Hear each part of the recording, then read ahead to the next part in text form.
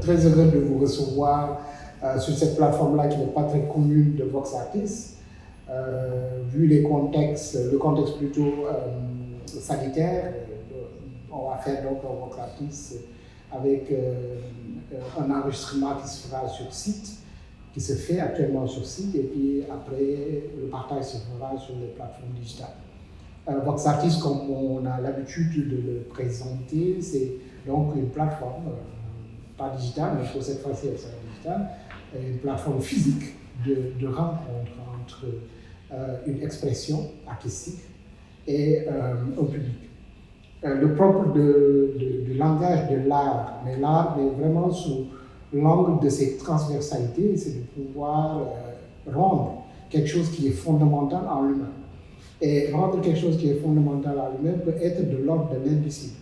Et donc, le propre de Vox Artis, c'est de créer un peu ce moment de convergence entre donc, des formes sensibles et un public, et que, en fait, qu'après ce travail, cet entretien, ces rencontres, ces échanges, que le public puisse en savoir davantage sur le travail d'un artiste, et que l'artiste puisse avoir également en miroir ce qu'il donne à voir, ce qu'il donne à entendre, ce qu'il donne à penser.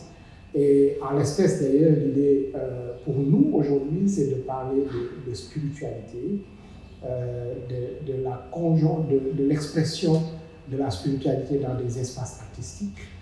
Lorsque je parle d'espace artistique, la référence première, c'est le topos, c'est le lieu. Mais je pense que l'espace peut être physique, l'espace aussi peut être juste dans l'ordre de corpus imaginaire ou imaginé. Et donc j'ai deux protagonistes sur place. Ali Beta, qui est un artiste multidisciplinaire, mais qui fait également de la recherche-action dans le domaine du social. Mais quand je parle de social, je parle d'éthos, mais je parle également de ce palimpseste-là qui est relativement complexe et qui entremêle plusieurs disciplines. À côté de moi également, j'ai un ami depuis longtemps qui vient de Saint-Louis, Louis Camara, qui est Grand Prix du chef de l'État pour les lettres, qui est également un penseur très positionné dans le travail de fond, le travail fondamental qu'il est en train de faire sur nos imaginaires partagés, le rapport au mythe, le rapport au conte, la raison discursive, mais la raison aussi qui s'exprime de manière orale, et tout ça dans une projection littéraire et politique bien assumée. On connaît beaucoup de choses de lui, mais il a un côté très mystérieux aussi. Je pense que c'est le propre des bons écrivains que d'avoir ce côté-là, de ne pas d'avoir quelque chose d'insondable, ce qui rend intéressant toujours un lien, une mise en situation, mais une rencontre avec les camarades. De quoi parlons-nous exactement? On parle de spiritualité, d'expression spirituelle dans des espaces physiques ou dans des espaces mentaux. Ali Beta est assez représentatif d'un centre qu'il va présenter après sur des espaces physiques. Lui ne travaille pas dans un espace physique, mais le corpus qu'il traîne et qu'il draine avec lui est également on peut projeter ce corpus-là, on peut avoir une mise en espace de ce corpus-là, même si c'est dans l'ordre de l'imaginaire. On parle de spiritualité, le propre de spiritualité, c'est quelque chose qui a de l'esprit.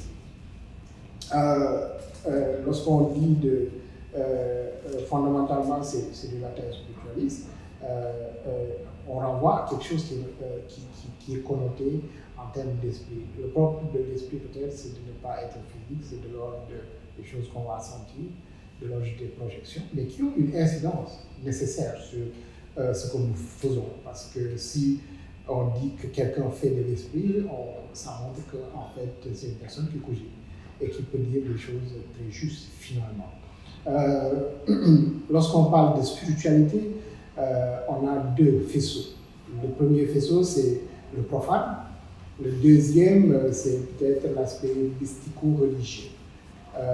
Nous allons entrelacer tous ces faisceaux-là parce que justement, c'est de l'ordre de la pratique humaine que de pouvoir avoir une part profane et une part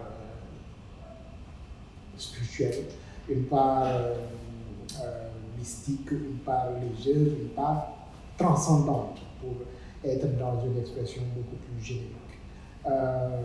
Chez lui, il y a un travail qui a été fait parce qu'il a rencontré ce corpus, cet imaginaire, ce rapport au monde qui se transmet par les contes, ce panthéon Yoruba, et ça l'a inspiré, et il s'en est approprié, il a rendu compte, il a traduit, mais en fait, s'il dit qu'il traduit, c'est qu'il dit des choses de manière très modeste.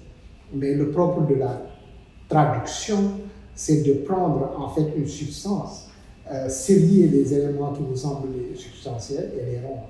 Et donc la traduction n'est jamais neutre. D'accord ? Et donc la première question, c'est justement ça.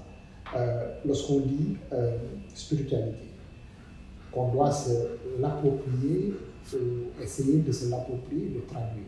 Le process même de traduire est un process qui est assez ambivalent, et ça aurait été bien peut-être que tu puisses nous dire davantage de choses sur l'approche, ton approche, et ce que traduire peut dire chez toi. Merci Massamba. Bonjour à tous. Bonjour à Ali, mon neveu, mon jeune frère.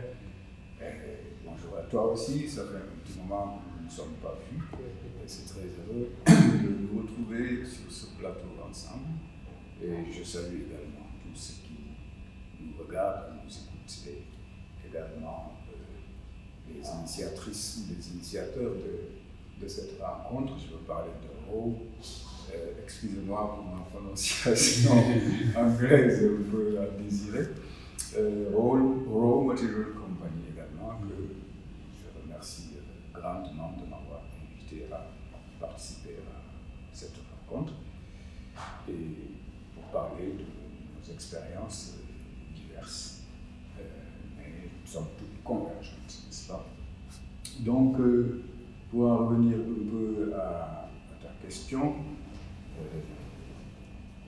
à ton amorce, comment se produit cette rencontre fondamentale, somme toute, dans mon existence, avec cette culture que je ne connaissais que de nom avant de la rencontrer.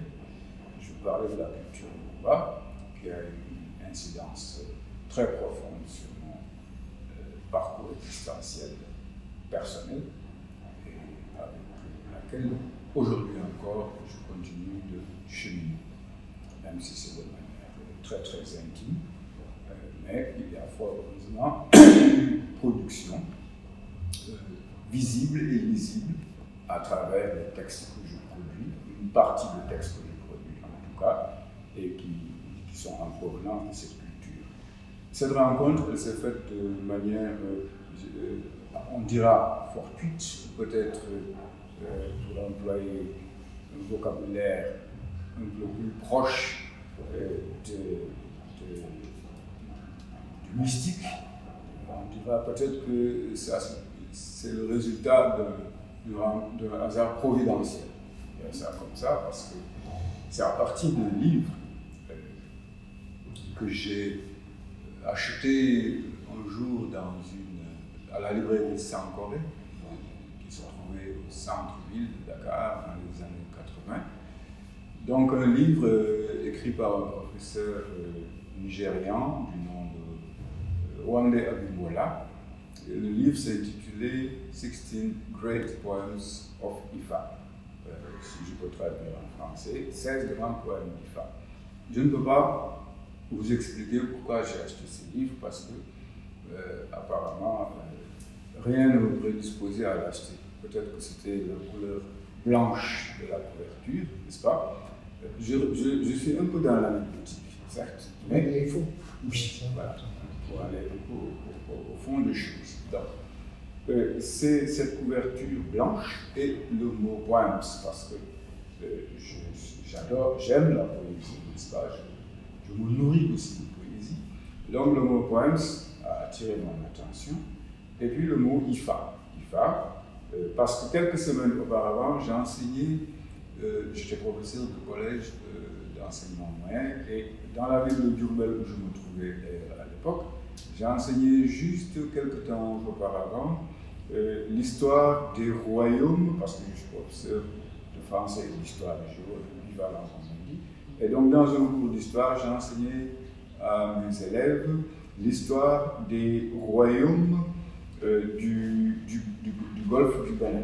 Et nous avons parlé des cités Yoruba, qui m'avaient beaucoup fasciné à l'époque, parce que j'étais très intéressé par le fait que dans cette Afrique médiévale, il existait déjà des cités-États qui étaient les cités Yoruba, et dont l'une d'entre elles s'appelait Ifé, Ifé-Odaye. Donc Ifé-Odaye qui est un peu le berceau de la race et de la culture Yoruba. Et donc, Poems of Ifa et Ifé, vous voyez qu'il y a un appel d'air, et j'ai tout de suite acheté ce livre, c'est ce que j'appelle le hasard providentiel. Et lorsque j'ai commencé à le parcourir, à l'explorer, il s'est produit un déclic chez moi, peut-être qui est lié aussi à cet intérêt, à cette fascination naissante en moi que j'avais pour cette culture. Il s'est produit un déclic et qui a abouti à l'élaboration d'un texte. Texte que j'ai tiré des 16 poèmes mythiques qui se trouvaient, mythologiques du moins, qui se trouvaient dans ce recueil, c'est une belle Poems of Ifa. Et ça s'est donc traduit, on revient à la traduction, par la production d'un texte littéraire. Et là, on revient un petit peu aux fondamentaux de la littérature, en parlant de réécriture, c'est-à-dire qu'à partir d'un texte oral qui avait été transcrit par le professeur Wande Abimbola, transcrit, d'abord recueilli chez des maîtres de la parole, qu'on appelle les Babalawo, qu'on verra peut-être un peu plus tard, qui sont les détenteurs du savoir secret. Et donc, Wande Abimbola, qui est lui-même d'une lignée de Yoruba, a recueilli ces textes auprès de ses grands maîtres, les a, pour la transmission, les a transcrits en langue Yoruba et traduits en anglais. J'ai pu avoir accès à ces textes par le canal de la traduction. Pas en français, effectivement, mais par le canal de l'anglais, que, ma foi, je lisais quand même relativement bien. Et c'est à partir donc d'un de ces poèmes Yoruba que j'ai pu donner ce texte intitulé Le choix de Nori, qui est un texte, ma foi, très imaginaire. Disons que c'est un conte merveilleux, on pourrait le qualifier comme ça. Mais c'est un texte, c'est un merveilleux dans lequel on trouve également énormément d'éléments culturels qui sont propres à la culture Yoruba, n'est-ce pas? Parce que, bien sûr, il m'a fallu faire un travail de chiffrage, d'information, etc., pour donner chair à ce texte-là. Il n'est pas très épais, c'est un texte d'un peu plus de 140 pages, n'est-ce pas? Mais dans lequel je pense qu'il y a suffisamment de matière à réflexion. Et c'est ainsi que, une fois élaboré ce texte, il s'est retrouvé à concourir dans une compétition littéraire qu'on appelle le Grand Prix du Président des Lettres et qu'il a été plébiscité. Donc c'est ce qui a permis de faire connaître ce texte et de le divulguer au point qu'aujourd'hui il est utilisé, il est inscrit dans les programmes de l'enseignement secondaire sénégalais. C'est une bonne chose parce que cela a permis une décloison. Cela a permis déjà d'établir une passerelle entre une culture qui est géographiquement relativement éloignée du Sénégal, puisqu'elle se trouve sur la côte de l'Ouest du Bénin, la culture Yoruba, de la mettre en relation avec le milieu sahélien, en particulier avec le milieu scolaire sénégalais. Et aujourd'hui, je crois avoir atteint un objectif. Parce qu'aujourd'hui, dans la pratique scolaire, il m'est arrivé de rencontrer souvent des classes du secondaire, j'ai été invité par des professeurs qui s'intéressaient au texte, et ce que j'ai pu constater, c'est que les élèves maintenant commencent à se familiariser avec certains termes de la mythologie Yoruba, comme ils sont déjà familiers avec des divinités, un panthéon qui, somme toute, leur est quand même assez éloigné, qui est les divinités du panthéon grec, n'est-ce pas, qui sont déjà inscrits depuis la nuit des temps dans mon programme d'éducation, mais aujourd'hui, de plus en plus, on s'intéresse à une mythologie qui est typiquement africaine et qui est la mythologie Yoruba.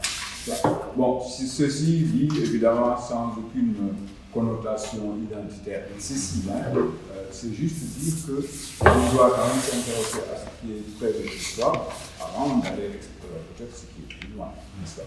Donc, voilà, en gros, c'est un petit peu pour essayer de rentrer dans les marches de mon expérience personnelle par rapport à cette exploration culturelle et à cette entrée dans une spiritualité aussi.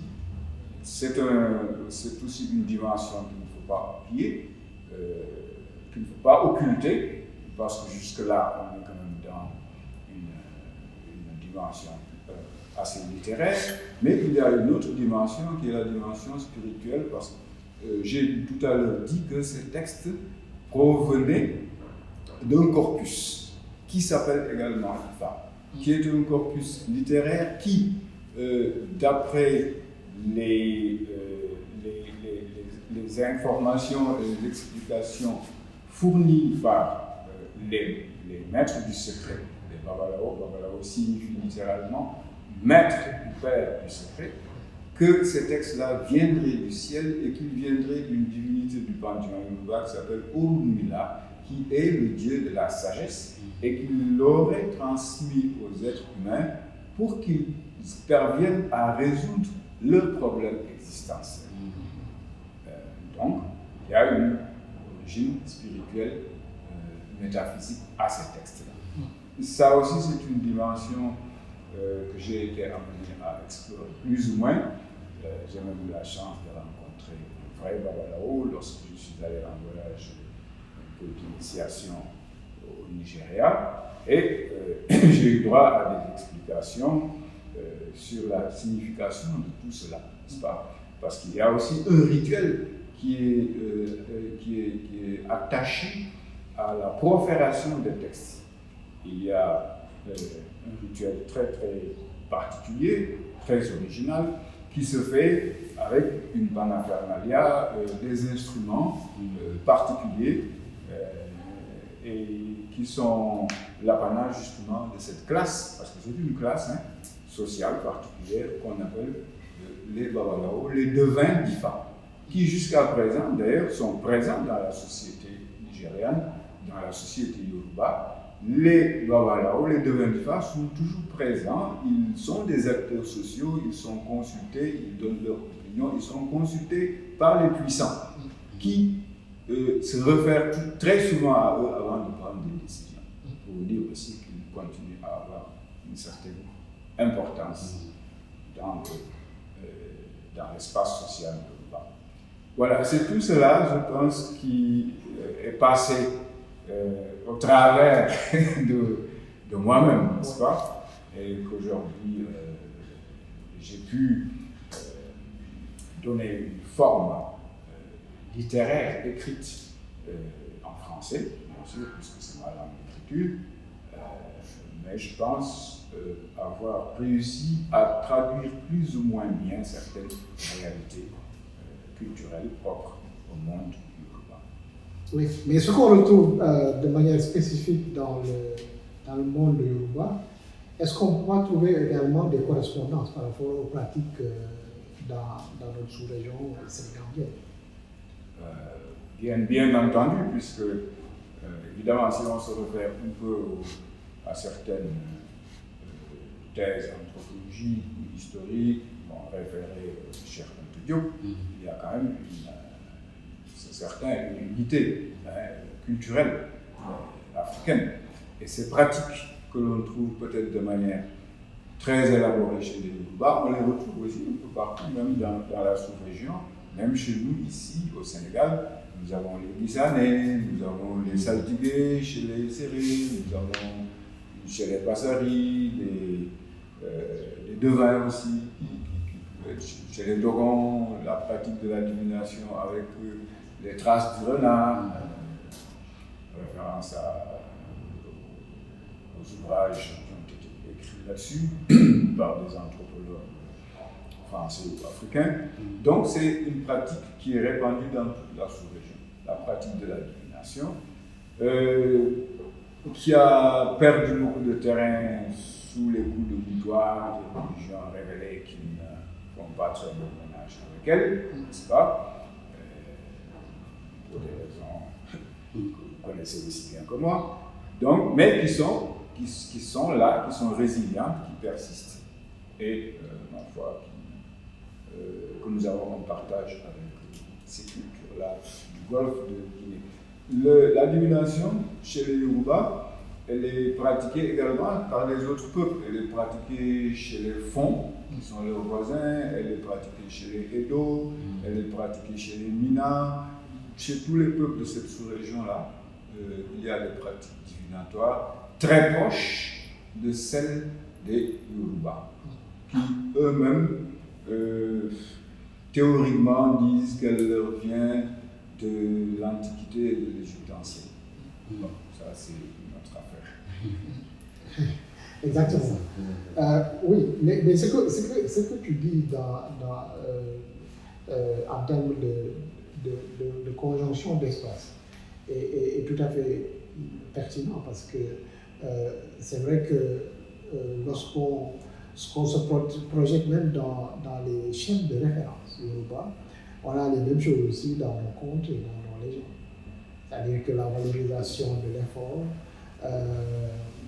les récits initiatiques aussi, qui sont une manière de s'affiner et de s'affirmer, un référentiel aussi par rapport à des valeurs qui sont promues et d'autres aussi qui sont à délaisser comme pratique en termes de valeurs. Il y a également des choses qui sont très actuelles parce que dans un de vos textes, vous évoquez aussi le défi lancé un peu à ses intercesseurs par un régissime homme qui leur demande de déplacer un collatier sans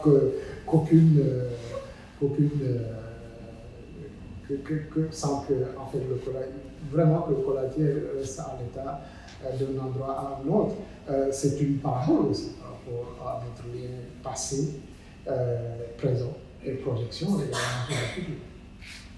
Il y a tous ces éléments aussi dans votre travail. C'est-à-dire qu'en quoi cette référence au passé peut nous faire interroger mieux notre présent et en quoi aussi ces éléments peuvent être des référents qui peuvent nous réarmer pour demain. Je crois que c'est aujourd'hui tout le sens du combat de la jeune avant-garde intellectuelle africaine. Comment se réapproprier ce passé qui a été tout de même assez malmené par des événements historiques, la colonisation, la traite des esclaves, la dévalorisation, la péjoration des cultures africaines, qui ont fait que aujourd'hui elles sont encore aujourd'hui en posture mineure, n'est-ce pas, dans nos espaces sociopolitiques. qui sont peut-être une des raisons pour lesquelles nos États tardent aussi à décoller, à se développer, parce qu'on ne se développe pas à partir de réalités des autres, n'est-ce pas?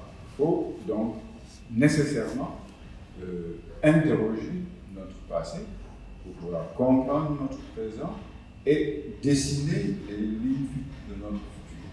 Donc, je pense que ça, c'est des interrogations qui sont fondamentales, qui doivent se poser pas seulement aux artistes, aux intellectuels, mais également aux politiques. Oui. Peut-être que là où l'intervention des artistes est intéressante, c'est qu'eux se livrent à un travail symbolique, un travail de fond, n'est-ce pas, qui doit servir de référent à la réflexion globale. Les valeurs, comme on dit, ces valeurs de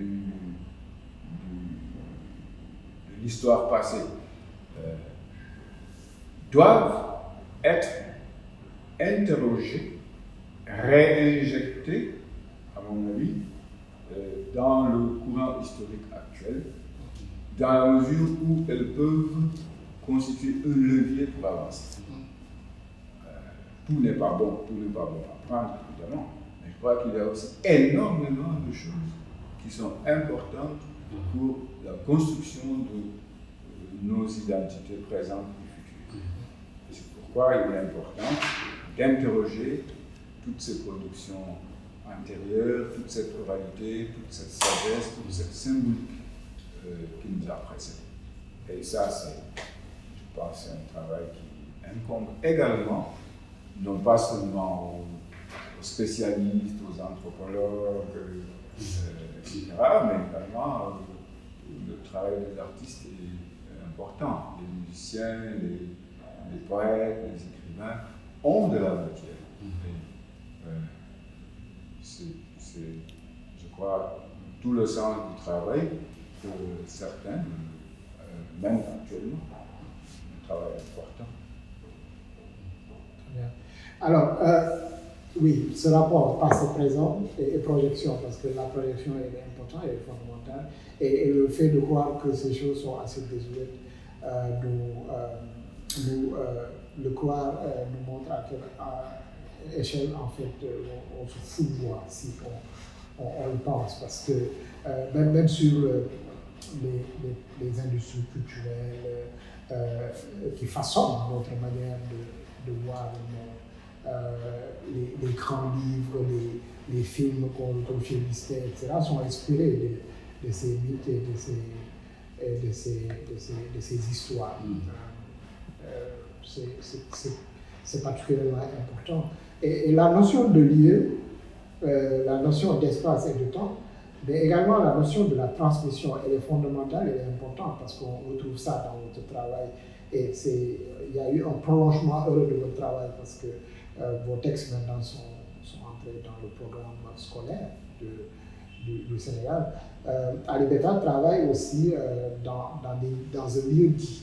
Mais il faudrait peut-être bien qu'il vous présente un peu ce lieu et surtout son cheminement des îles du Saloum à Ouakam et des concordances ou bien des impulsions de lieu qui ont pu guider le choix de Ouakam.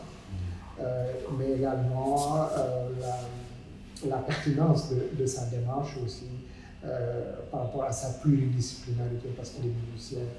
Et il fait de la recherche aussi, action dans le domaine de la sociologie, mais il renvoie et retrouve aussi plein d'acteurs culturels qui, dans cette dynamique-là, concourent à créer des moments de partage, des moments d'échange, mais également des moments de valorisation dans une logique urbaine. Exactement. Merci beaucoup, Massamba, et merci beaucoup, Louis Lévy. C'est un plaisir pour moi d'être là, de pouvoir partager avec les aînés et les mentors, et surtout dans un lieu comme ça qui loue un certain temps, un espace et des énergies à la réflexion autour des arts, des savoirs de la société. Je pense que tout espace est d'abord un espace intérieur, quelque part d'abord un espace imaginaire qui prend forme et qui après peut prendre une forme physique et se manifester à travers un espace comme celui qu'on a à Ouakam.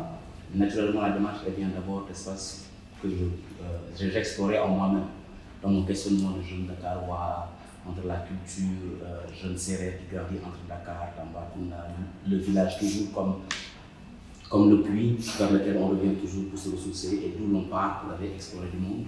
Donc, étant une famille où le père est militaire, on voyageait beaucoup. Et dans ce voyage, il y avait un point qui restait central et qui restait stable, c'était le village.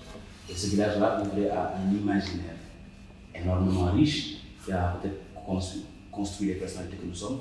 En tout cas, moi, dans ma pratique artistique, qui a beaucoup nourri, qui a poussé à beaucoup de questionnements. De pouvoir accéder à tous ces champs, de pouvoir accéder à ces séances de lutte, à toute cette imaginaire incarné dans un quotidien, à tous ces ce que tu dois faire, ce que tu ne dois pas faire, le rapport à la nature, aux esprits. Et chaque fois que je venais à Dakar, je me trouvais enrichi de quelque chose. Et je me rendais compte que par rapport à d'autres artistes de ma génération qui ont écrit le hip-hop, le reggae, qui étaient très urbains, il y avait quelque chose de plus. Et on avait toujours accès à ce patrimoine immatériel sérère, parce qu'on parle une langue sérère, parce qu'on a grandi à travers une certaine vision du monde qui impliquait beaucoup c'est quoi être un jeune sérère, et tous les imaginaires qui vont avec. Personnellement, dans ma pratique, c'est comme ça que la question des cosmogonies est devenue très importante. Mais pour ne pas trouver c'est quoi être sérère, c'est être moi-même. Être sénégalais, tout le monde. Je ne sais pas c'est quoi être sérère, mais je sais c'est quoi être sérère. Parce qu'ils sont très motivés finalement, les sérères. Oui, mais justement, qui n'est pas métissé? Je pense que c'est là où ça pose une question de à quel moment les cultures se rencontrent, se fécondent et qu'est-ce qui en sort. Peut-être les sérères numériques ont été le métissage de ces mandingues venus du Gabou et de ces sérères laman propriétaires des terres. Et de ce métissage, qu'est-ce qui est né, l'histoire de Mansawari et compagnie. Ce qui est intéressant, c'est tout cet imaginaire que ça produit. Pour un jeune comme nous, de ma génération à l'époque, peut-être arrivé en sociologie, j'ai eu à étudier les Togons. Donc pour moi, c'est vraiment parti de là. De ce questionnement sur soi. Ce sont des entités entre l'héritage, on te dit tu es musulman, d'accord. Bon, après avec la colonisation, tu parles français, d'accord.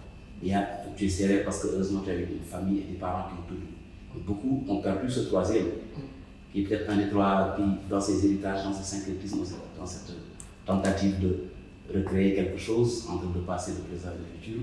Il y a peut-être un élément qui est méconnu, ce sont nos cosmogonies, nos visions du monde, nos imaginaires traditionnels.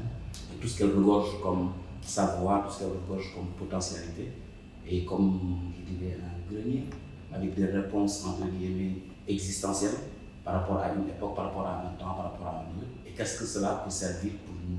Comment ça peut être une matière que l'on peut intégrer dans nos pratiques artistiques, et qui peut nourrir, et qui peut nous permettre peut-être d'entrer en résonance avec d'autres genres. Des sérères, aujourd'hui, je travaille sur les lébous, parce que les lébous, avec des liens avec les communautés sérères, le Wolof, il y a beaucoup de liens qui sont entre les lébous et les sérères, et comment est-ce que comment est-ce que comme un acteur culturel, je vis dans une communauté et je peux m'engager avec les outils et tous les imaginaires que je trouve sur cette communauté. Donc pour moi, il y a vraiment cet espace individuel, cet espace imaginaire, cet espace de potentialité, qui est d'abord un espace mental, qui est d'abord un espace intérieur. Et c'est là où la pratique artistique aussi devient une pratique à la limite spirituelle, parce que c'est une discipline, parce que c'est un certain questionnement, parce que c'est un énormément de choses qui forcément travaillent d'abord sur soi, avant de pouvoir s'exprimer dans le monde. Donc pour moi, il y a eu vraiment cette importance de l'art comme voie et nos cultures comme matériel, comme matériaux. Et comment est-ce qu'il est important dans un contexte comme ça de nous réapproprier nos imaginaires. Parce que beaucoup de choses que l'on consomme et que l'on vit sont des imaginaires qui nous viennent d'ailleurs. Même la notion de science et de scientificité est un imaginaire qui a été produit et aujourd'hui qui a ses avantages mais qui a aussi ses limites. Comment est-ce que nous pouvons réinvestir nos propres imaginaires, pas pour s'arrêter là-bas. C'est là où je rejoins ce que disaient les camarades, comme Sankofa, comme le dit cet idéogramme ou cette métaphore du Ghana. C'est cet oiseau qui va vers l'avenir, mais qui a la tête retournée en arrière pour prendre des graines, des sagesses et des pouvoirs.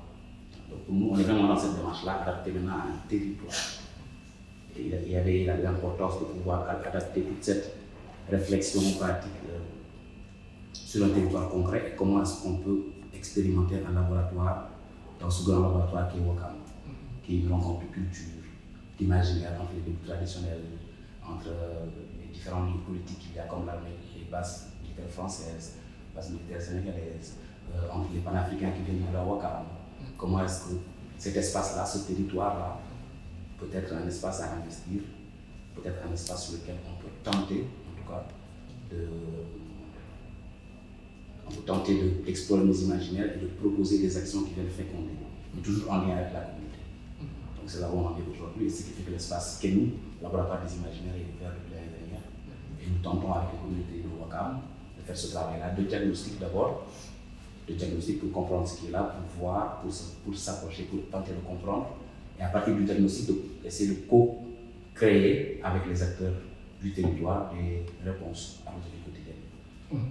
Et comme je disais dernièrement, essayer de remplir un gap qui peut exister entre ce monde d'intellectuels, d'artistes qui produisent énormément, dans une langue ou autre, quand même qui font un énorme travail, et certaines communautés qui ont elles aussi des choses à dire et qui ont elles aussi des choses qui pourraient nourrir leur quotidien. Nous tentons d'être entre ces deux espaces-là. D'accord. C'est très intéressant de pouvoir être dans des logiques de médiation. Mais comment vous pouvez éviter le piège de l'élitisme? Je pense que l'oralité, déjà la langue, elle passe par la langue. Nous avons fait le choix de mettre en place un lab oratoire parce que l'oralité est un support des imaginaires. Et l'oralité comme moyen d'intermédiation. Dépendant déjà quelle langue on parle, pas seulement la langue dans le sens pour le français ou autre, mais quelle modalité d'expression, quelle modalité de mise en relation la parole peut servir dans un espace comme vocatif. Pour ne pas tomber dans cet élitisme-là déjà, et aussi la question d'être à l'écoute de ce que le territoire dit, sans venir projeter ses vérités ou ses conceptions, ou ses notions, ses concepts sur un territoire. Comment peut-on être à l'écoute de ce territoire, comment peut-on travailler sur le pouls, entendre le rythme de ce territoire-là, et faire avec ce que ce territoire nous donne. Donc c'est un challenge que nous tentons, et comment traduire, être le plus simple possible dans la traduction de nos idées et des intentions qui habitent en tout cas le travail qu'on essaie de faire. Mais il y a également une question qui me semble se poser évidemment en faisant le lien avec ce que lui a dit par rapport au code d'accès à ces savoirs, à une ritualisation et un système de mise en clé de ces savoirs et de cet accès au spirituel dans les traditions nigérianes. Oui, est-ce que vous avez également rencontré ce genre de questions? Accès au spirituel, il faut soit être initié, soit en payer symboliquement le prix. Effectivement, je pense que c'est tout un univers codifié et d'une codification qui fait appel à un savoir-être. Effectivement, beaucoup dans mes voyages, que ce soit en pays sérère ou chez les Dogons ou chez les Gnawa, pour mes recherches autour de la Lila, il y a toujours cette question du savoir-être qui est au cœur. Et les gens, il y a des savoirs auxquels on peut avoir accès tant qu'on n'est pas initié. Ça, c'est clair. Dans certains espaces, on peut recevoir une initiation et prétendre accéder à certains espaces, que ce soit chez les sérères ou autres. Mais dans d'autres espaces, une fois qu'on a reçu une certaine formation ou qu'on a compris les codes, tout se joue au savoir-être. En tout cas, dans mon expérience personnelle, les gens, c'est à la rencontre et à ce que tu portes, comment tu le. Ils vont jauger ton âme, ils vont jauger ton esprit, tes intentions, et en fonction de cela, c'est eux qui décident qu'est-ce qu'ils te montrent, qu'est-ce qu'ils te donnent, jusqu'où tu peux aller. Mais ce qui est intéressant, c'est aussi qu'il y a des voies et moyens pour accéder à ces savoirs-là. Et si tu rencontres de bonnes personnes, on peut t'indiquer comment faire. Mais tout, toujours encore en lien avec des valeurs que tu peux porter. En tout cas, une façon d'être qui fait qu'un climat de confiance peut se créer et qu'on peut vraiment savoir qu'il y a une réelle curiosité, une envie de savoir désintéressée et qui fait que les gens peuvent accéder. En tout cas, dans ma pratique, c'est comme ça que j'ai pu rencontrer certaines personnes qui ont pu, en tout cas, ouvrir un pan, qui ont pu transmettre certaines choses, mais qui ont pu surtout indiquer la voie à passer. En disant qu'il y a certaines choses, si tu veux vraiment y accéder, c'est par là. Et je pense que c'est important que ce savoir-là, effectivement, qu'on dit parfois perdu, n'est pas perdu, il est juste là, codifié, et peut-être qu'il exige de nous une certaine démarche, un certain travail. C'est pas juste un savoir théorique que l'on acquiert comme ça, juste pour après aller le monnayer, mais c'est souvent basé sur une expérience de vécu, et que c'est finalement un savoir qui peut transformer notre présence au monde. Donc je pense que la volonté de transmettre ce savoir-là est là, mais effectivement, elle fait appel à un certain code qu'on doit respecter, comme si quand on veut avoir Internet 4G, on respecte un code on achète un téléphone, on a les outils qu'il faut, on achète une télé, on a les codes qu'il faut. Et de la même façon que les nouvelles technologies de l'information et de la communication sont toute une codification et des moyens que nous sommes prêts à donner, faire l'effort pour y accéder, de la même façon, les anciennes technologies de l'information et de la communication sont aussi des formes de savoir qui demandent de nous un certain travail, une certaine démarche, une certaine prédisposition, en tout cas une préparation pour y accéder.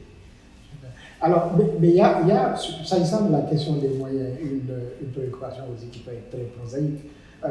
Parce que lorsqu'on parle d'espace artistique, on parle de lieux, on parle de contenu, on parle de ces porteurs de projets, on parle également de l'étoffe de ces porteurs de projets, de la pertinence du contenu.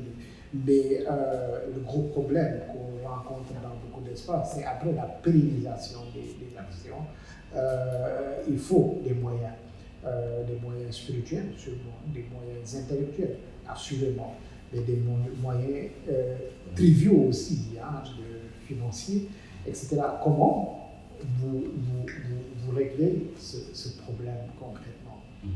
Donc vraiment, nous on est parti dans une démarche très faire avec ce qu'on a. Donc on a créé une association depuis longtemps qui nous a permis en tant qu'artistes minimum de se structurer, d'essayer de se professionnaliser. Et à un certain moment donné, nous avons créé une agence créative parce que nous sommes dit, on ne peut pas dépendre toujours du même système que l'on connaît. Les subventions. Comment nous pouvons, à notre niveau, mener nos compétences et nos talents artistiques dans divers domaines. Autant dans l'éducation, il y a énormément de choses que nous faisons, autant dans plein d'autres domaines où on mène nos compétences, on offre des services, on est payé par nos services et c'est cet argent-là que nous investissons nous-mêmes dans cet espace-là.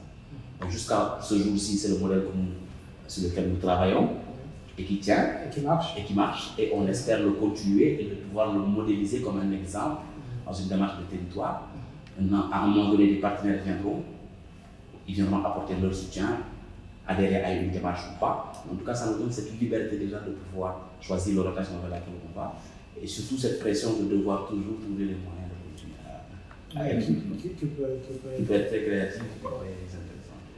D'accord, une vraie dynamique. Alors, est-ce que ça t'inspire de dépasser le cadre de ta machine et de ta tasse de café? Être peut-être dans des espaces spécifiques au-delà de l'université et des livres aussi qu'on retrouve maintenant dans le système pédagogique sénégalais? Mais oui, complètement. J'adhère tout à fait au propos de mon neveu, le petit frère Ali Beta. Je pense que nous devons être dans des démarches participatives, nous devons être dans des démarches de transmission pour vraiment faire sens et donner du sens à ce que nous accomplissons comme recherche et si nous voulons aboutir à des résultats concrets, tangibles, ça ne doit pas rester au niveau confidentiel, ça ne peut pas rester au niveau personnel. Il faut trouver les moyens d'avancer. C'est vrai, il y a la dimension spirituelle, il y a la dimension intellectuelle, mais tu l'as évoqué aussi, il y a la dimension matérielle qui fait tourner la machine aussi. Donc il faut trouver les voies et moyens pour survivre, pour continuer à vivre, pour continuer à créer, sans pour autant tomber dans la compromission des systèmes qui sont, nous le savons tous, finalement destructeurs de ce que nous avons de plus humain en nous. Donc il faut faire très attention à ces choses-là. Mais je crois qu'en créant une nouvelle dynamique de rencontres, de participation collective, nous pouvons, grâce à notre propre créativité, chaque individu sera valorisé, mais sera en connexion et en convergence avec d'autres bonnes volontés comme la sienne pour arriver à créer ces socles à partir desquels les gens pourront travailler librement et sans se soucier de certaines contingences qui peuvent vraiment constituer un frein pour leur propre créativité. Ceci dit, je crois qu'il y a toujours aussi cet aspect que Ali a évoqué tout à l'heure, qui est cet aspect de savoir-être. Pour accéder à certains savoirs, dans toutes les sociétés depuis la nuit des temps, il y a toujours des détenteurs du savoir. Il y a des savoirs qui sont déjà constitués depuis des millénaires. Et aujourd'hui, Certains ont tendance à disparaître. Je pense que ça me fait penser aux Babalawo qui aujourd'hui au Nigeria et dans les endroits où ils officient encore sont souvent menacés de disparition et avec eux leur savoir. Là, je ne suis pas tout à fait d'accord avec le professeur Diouf qui a décrié un peu la fameuse boutade de Amadou Ampadeba. Lorsque le vieux meurt, c'est une bibliothèque qui brûle. Mais oui, c'est vrai. Je pense que le vieux a parfaitement raison.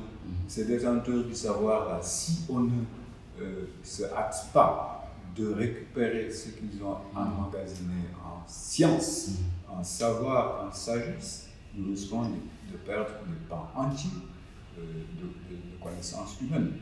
Donc, il est important aussi de pouvoir créer ces espaces-là comme des espaces de rencontre où les gens puissent venir s'investir, donner ce qu'ils ont encore à donner et aussi recevoir un soutien dont ils ont certainement besoin. Je pense que ça me paraît être une voie intéressante. Je ne sais pas sur quoi va déboucher votre expérience. Je souhaite qu'elle soit tout à fait positive et qu'elle puisse servir d'exemple à d'autres rassemblements de même type, n'est-ce pas? Il faut multiplier les expériences dans ce sens-là. Faire en sorte que le savoir, la productivité et l'éthique puissent se rencontrer quelque part. Oui. Oui, d'accord. Alors, il y a un invité, parce qu'on parle de spiritualité donc d'esprit, il y a un invité invisible, hein, il s'appelle Ibrahima Thiam, qui est autour de nous. Sans pour autant être là, parce que ce sont ses œuvres, il expose actuellement art matériel, et il travaille justement sur nos formes de représentation et nos imaginaires à travers des génies protecteurs. Et donc, c'est un challenge pour un photographe de pouvoir rendre l'invisible. Et donc, il en trouve trace sûrement à travers ces belles pièces qui nous entourent. Et c'est le prétexte un peu à cette rencontre.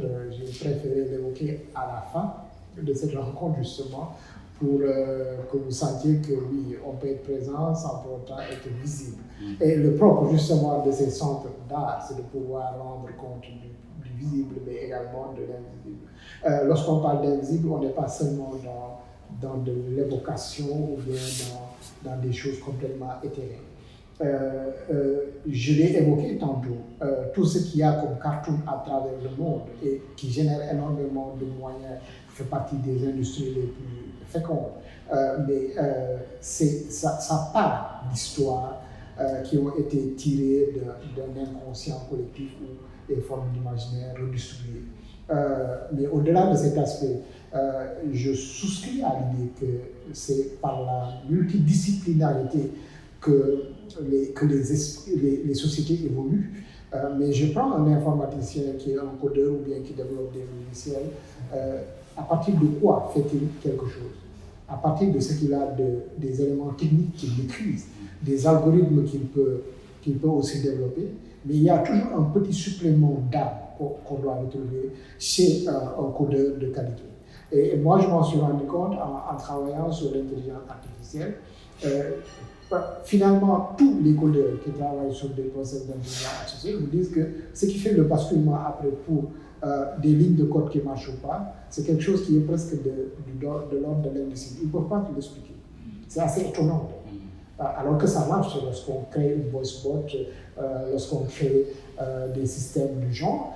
C'est autant de progrès sur le plan scientifique qu'on cautionne, mais il y a toujours cette part spirituelle, cette part transcendante, cette part d'indétermination qu'on retrouve dans toutes les formes de civilisation qui sont exprimées jusqu'à présent, qui sont les véritables moteurs de l'évolution des sociétés. Donc oui, parler de spiritualité, ce n'est pas être dans l'évocation béate. On est dans des rapports dynamiques à un fond culturel qu'il faut pouvoir transmettre. Nos deux acteurs étaient des acteurs de la transmission, sous des registres différents. On a été très heureux de les recevoir, de les partager quelques moments avec eux. L'un, parce qu'il a su faire germer un univers assez lointain sur le plan géographique, mais proche parce que ça l'interpelle en tant qu'humain. L'autre, parce qu'il a eu un cheminement personnel multidisciplinaire et donc qui s'est dit, oui, il y a quelque chose à faire, je me lève, je marche, je me lève et je fais. C'était ça, en fait, le propre de notre rencontre ici, de partager des expériences autour de quelque chose qui est d'une rare beauté, finalement, parce que c'est cela qu'il y a de plus fondamental chez tous les humains.